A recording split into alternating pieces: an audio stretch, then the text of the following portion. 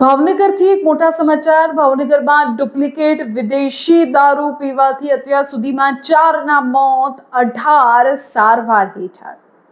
ભાવનગરના ખરકડી ગામે ડુપ્લિકેટ વિદેશી દારૂ પીવાથી 4 લોકોના મોત નિપજ્યા છે અને 18 લોકો તો હોસ્પિટલમાં જિંદગી અને મોત વચ્ચે ઝઝૂમી રહ્યા છે।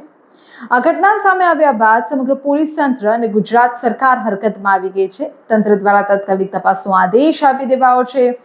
સમગ્ર ઘટનાની વિગતવાર જાણકારી તમને આપું કે આખી ઘટના કેવી રીતે બની, શું થયું, દારૂ લોકો સુધી કેવી રીતે પહોંચ્યો। ગત 16મી ઓગસ્ટની આખી ઘટના છે કે જ્યારે ખરકડી ગામે એક દારૂ પાર્ટીનું આયોજન થયું, જ્યાં રોયલ સ્ટેગની બોટલમાં ભેળસેળયુક્ત ડુપ્લિકેટ દારૂ વેચાયો। ભાવનગર કલેક્ટર મનીષ બંસલ દ્વારા આપવામાં આવેલી સત્તાવાર માહિતી એવું કહે છે કે ડુપ્લિકેટ દારૂ પીવાથી કાર્તિક મકવાણા, ઉપેન્દ્રસિંહ ગોહિલ અને ઘનશ્યામસિંહ તથા નરેન્દ્ર યાદવનું મોત થયું છે। અલબત્ત નરેન્દ્ર યાદવનું મોત હજુ શંકાસ્પદ માનવામાં આવે છે। હાલ સરટી હોસ્પિટલ અને ખાનગી હોસ્પિટલમાં બંનેના થઈને કુલ 18 લોકો અત્યારે સારવાર હેઠળ છે। 18 દર્દીઓ છે। 2 દર્દીની સ્થિતિ અત્યંત ક્રિટિકલ છે, 2 વેન્ટિલેટર પર છે, 4 આઈસીયુમાં છે અને બાકીના 10ની સ્થિતિને નોર્મલ કહેવામાં આવી રહી છે।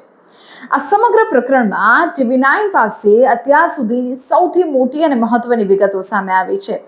તપાસમાં એવો ખુલાસો થયો છે કે મધ્યપ્રદેશના ઉજ્જૈનથી રઈસ નામનો એક બુટલેગર તેના 3 માણસો સાથે ભાવનગર આવ્યો। મુખ્ય આરોપી ગૌતમ સોલંકી સાથે મળી તેમણે દારૂ બનાવવા માટે એક મિની ફેક્ટરી બનાવી દીધી। અહીંથી લગભગ 26 પેટી એટલે કે 300થી વધુ વિદેશી દારૂની બોટલોમાં નકલી દારૂ ભરવામાં આવ્યો અને આ નકલી દારૂનો જથ્થો ભાવનગરના અનેક ગામોમાં પહોંચ્યો હોવાની આશંકા છે।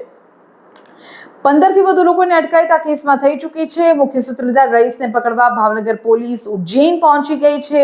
કેસની ગંભીરતાને ધ્યાનમાં રાખીને ડીજીપી GS મલિકના આદેશથી એસએમસીના વડા મયુર ચાવડા પોતે ભાવનગર પહોંચી ગયા છે। સ્પેશિયલ મોનિટરિંગ સેલના વડા મધ્યપ્રદેશથી આવેલો દારૂનો જથ્થો અમદાવાદ ગ્રામ્યના રૂટથી ભાવનગર ગયો હોવાની શંકા છે અને એટલે જ અમદાવાદ ગ્રામ્ય પોલીસે તકેદારીના ભાગરૂપે ગામના સરપંચો સાથે ચર્ચાઓ શરૂ કરી દીધી છે। કોઈ દારૂ ન પીવે તે માટે અપીલ કરી છે। સરપંચોને કહ્યું છે કે તમે ધ્યાન રાખો, લોકો કોઈ દારૂ ન પીવે।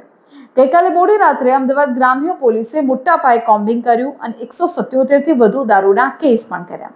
પણ આ કેસ બાદ હવે શું? 4 લોકોનો જીવ ગયો છે।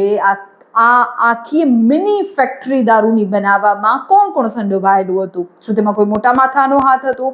લોકો ગુજરાતમાં દારૂબંધી હોવા છતાં દારૂ તેમના સુધી પહોંચી જાય, નકલી દારૂ પીવાથી આવી રીતે 4 લોકોના મોત થઈ જાય તો તેના માટે જવાબદાર કોણ, એ પણ સવાલ છે। જોવું એ રહેશે કે આ તપાસ બાદ પૂરી વિગતો શું સામે આવે છે।